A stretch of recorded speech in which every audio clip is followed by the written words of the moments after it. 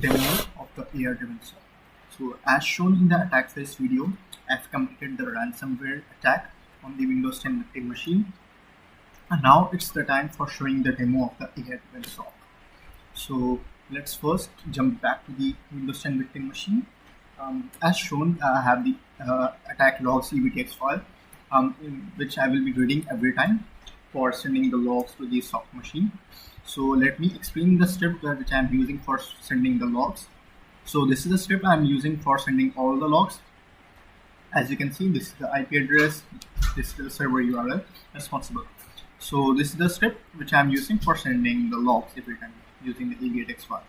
And then I have a script called TISend, which is responsible for sending the hashes, IP address, and Windows file path. As I have a privacy guard in my SOC machine, it is like masking all that information such as the hashes, IP address, Windows file path. So that's why I have a script called TISend. So this is the reason I have the TISend script. Now let's go to the AI-driven SOC machine. Let me close this. So yeah, so after that victim machine is sending, there is a script called receiver. Let me show it. So this script is running in the loop, which is like getting the logs and saving it in a queue system. As I don't want to have any performance issue, any overload, that's why I have a queue mechanism in my AI-driven SOC. So every time a receiver gets the log, it will keep it in the queue system.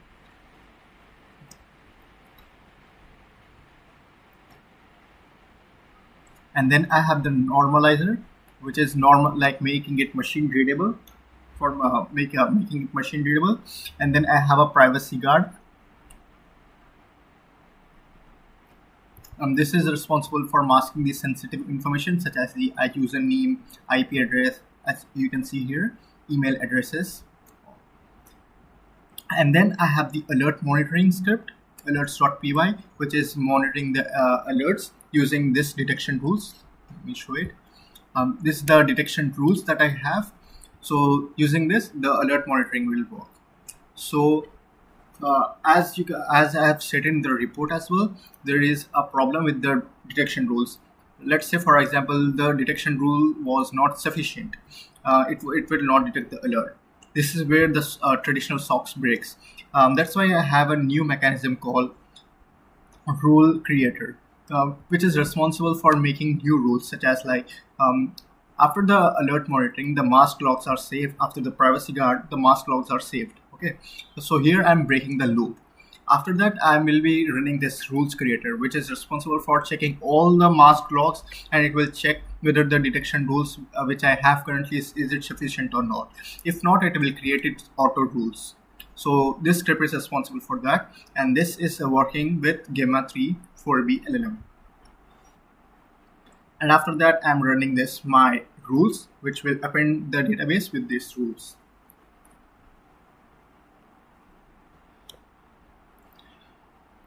And then I have the incidents py, which is responsible for aggregating all the alerts and making it an incident. After that, I will be after the alerts are aggregated into an incident, there will be an attack summary and the attack recommendation steps. I'm skipping the HTML pages explanation. I will be explaining it in the visual. So let's go to the front end. So to start the server, the command is python-m uvecon servers to app. Now let's start. So in my SOC-driven machine, I have the role-based access control system. So every time an analyst has to log in it. So the username is analyst, and the password is let me in.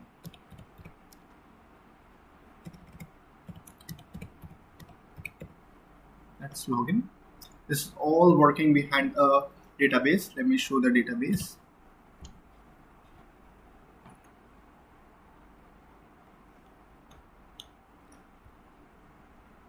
So for the front end codes, I have this server, which is responsible for talking to the database, updating it.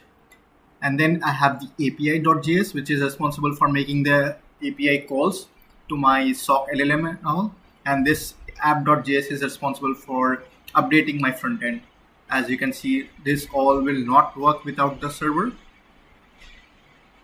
So that's why I have these 3 scripts for updating my front end. So this server is dependent on the fast API, which is the middle layer talking to the backend and the front.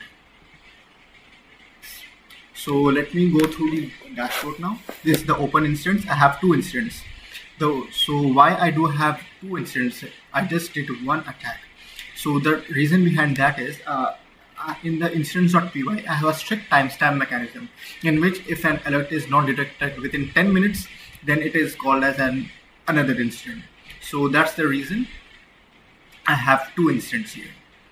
So high severity alerts are 21, MITRE techniques are 17 active for the specific 2 incidents, and the indicator of compromise, which are the threat intelligence, there are 18. The alert severity distribution is high, 7% alerts are there which are high, 32% medium, and 61% low. This is a MITRE attack activity. If an analyst wants to view what this technique is about, he can click it on and open the MITRE attack, more description about the attack technique. And then I have my alerts here with the timestamp, rule matched, the alert ID, the host, which is the Windows 10 victim, as you know, the severity, and the status. This status is open. When the analyst investigate all the alerts and incident, then only it can be closed, and then it will be, the status will be closed. Let me go through the alert details now. So the alert details, as you can see here, the incident ID is 2. So this alert belongs to incident ID 2. The alert ID is 450. The AI verdict is true positive. The confidence of this AI LLM is 8%. So I have given it to 0.1% to 0.10%, which means it can just give me 1% of confidence. So it has given me 0.8. And then this is the summary, why the reasoning, why it is a true positive. And then the analyst can view the raw event to check whether is the reasoning correct or not. And then this is the raw event. As you can see, this is the MITRE technique observed for this alerts. So this is the detection rule which was observed for this alert. So this is all alerts. So I had some performance issue with this LLM. So I have started this script at 8:14 as I have like 150 plus logs, and the rules are very strict. That's why it like given me 300 alerts. So the script stopped working at 12:41. So this is the limitation of my AI driven SOC. And then let's go to the incident center. This is the incident command center. As you can see here, there are 2 incidents. So let's view the incident. Before that, let's see, the incident ID is 1, the host is Windows 10 victim machine, the incident name, which is given by the LLM, which is for potential ransomware activity. The alerts are 292 inside this activity, the status is open, but the result time is this, and there are email responses approved, which means the N10, which is my automation tool used, like whenever an incident is occurred, there will be an email received to the SOC admin or the analyst, whatever it is. I will be giving it the attack summary and the recommendation steps. He can choose to approve or deny it. So in this case, he has approved it, and this was a time when this case was resolved. So let's view it. As you can see, it has successfully detected. It is a potential ransomware activity. This is a summary, and this is the recommendation step for that Windows 10 victim virtual machine. So, and you can get an incident report of this specific incident. Let me open it. So as you can see, this is the report. I have the table contents as executive summary about the incident overview, the AI behavior analysis, such as the summary and recommendation steps, the MITRE mapping happened for that specific incident, the threat intelligence correlation, the timeline of the attack, then the what was the automated response was. So, and then I have the indicator of compromise and other details in the detailed evidence, and then the notes of the analyst when he will be closing this incident, and then the final assessment. As you can see, this is the report.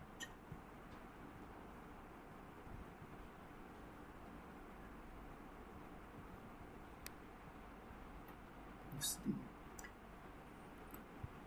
is Now let's go back to the front end.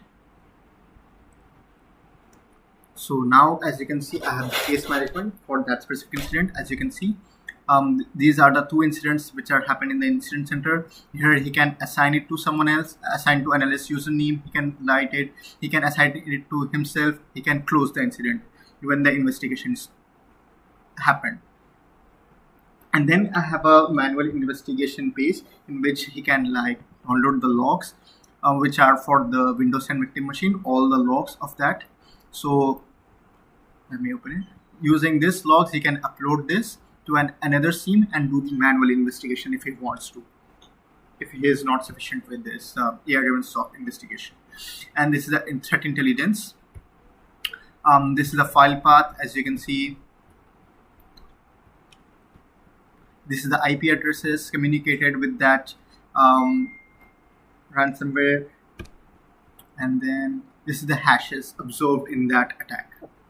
So let me go to the database now to show how many tables I have, what are the working software. So I have 10 tables in total. So one is alerts. Let me show it. The alerts table. There I have the alert ID, rule name, log ID, host, evidence. Evidence is nothing but the log. And then the created timestamp, the incident ID observed, MITRE technique, MITRE name, MITRE tactic, MITRE URL. And then I have the AI analysis. So this is basically the AI reasoning table. So this is a true, positive, and all results. And then I have the incidents table, cases table, which is the case management, detection rules, incidents, indicator of compromise, which is basically the threat intelligence, mask logs, raw logs. Raw logs are saved after the log normalizing for the manual investigation mode to work. And then I have the SOC metrics, and then I have these users. Let me explain now the automation tool which I have used, the n8n start, the workflow of it.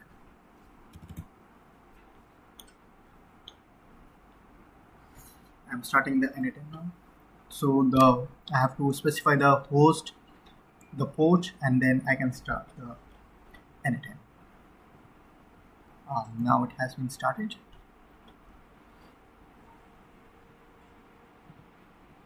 Let's go to the n8n now. So this is the automation. Let's wait for it to open.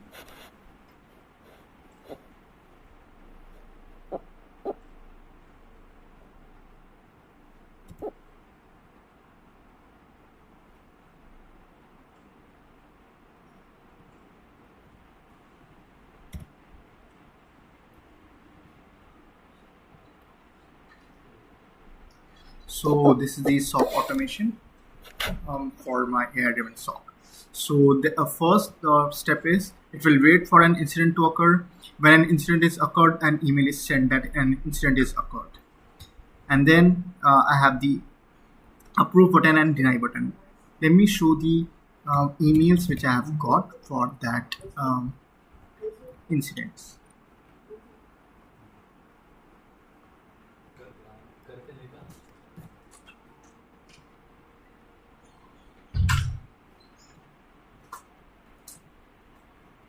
So as you can see here, I have received the email, which is the incident ID 1, host Windows 10 victim machine, the incident name, and the attack summary.